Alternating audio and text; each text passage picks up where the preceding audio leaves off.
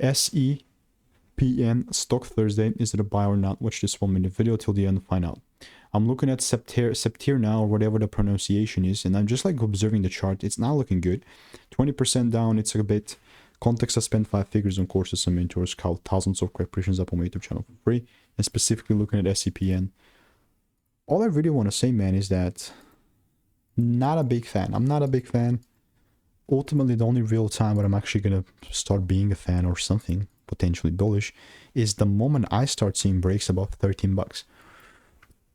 But do you know how far away we are from 13 bucks? It's mind-boggling. It's crazy far away, you know. And that's why, like, I obviously not going to trade this. The idea is that if it breaks for a second time, you know, just take advantage here lower. But yeah, we're going to see. It's obviously not financial advice. I'm waiting for more rules. If you want to make more money trading in a very simple yet lean way, click the first link in the description. That's a free newsletter.